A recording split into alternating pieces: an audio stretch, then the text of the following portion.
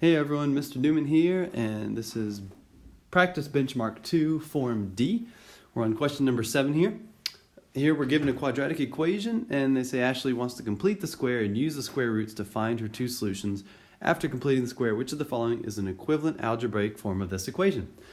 I'm actually going to do this without completing the square at all, because what in the world is completing the square? It's a long, complicated process that we either haven't gone over, it's been a long time since we've gone over it. So instead, let me show you how to solve this problem without completing the square. What you have to know is that this last sentence, which of the following is an equivalent algebraic form of this equation, really just means which is equal to the original equation. Well, what I could do is I could check each of these. You see x minus 4 squared, square each of them, and see which of those is the same as what we started with.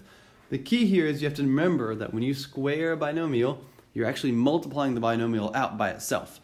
So x minus 4 squared is really x minus 4 times x minus 4. Don't just say it's x squared minus 4 squared. It is not. If you do that, you'll forget the middle terms. So let's multiply out that first one. And when you get that, you get x squared minus 8x plus 16 equals 49. I'm just taking, this is letter A here, right there. And when you do that, I can subtract 16 from both sides to make it look like the equation Ashley had to start with. And you get x squared minus 8x equals 33. Hey, that's exactly what Ashley had to start with. So I think we just found the answer. What I'm going to do is I'm going to go through each of the rest of the three and show you very quickly how to multiply those out and see how those are different. So let's do that very quickly. For part B, or letter B, multiplying 8 minus x squared, that's 8 minus x times 8 minus x, gives us 8 squared, or x squared minus 16x plus 64 equals 25. When you subtract 64 from both sides here, you get x squared minus 16x equals 39. That is not the same as the equation Ashley started with, so nope. Let's try the next one. C, I'm going to multiply out x minus 4 squared, and we get x squared minus 8x plus 16 equals 25. Let's subtract 16 from both sides, and we get 8x squared minus 8x equals 9.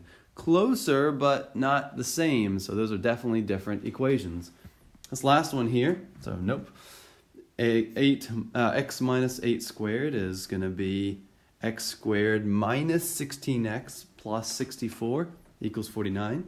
If you subtract 64 from both sides there, you get x squared minus 16x equals negative 15. Also not the same, so the one that has to be the true one is, letter A, because that's the only one that gave us the original equation.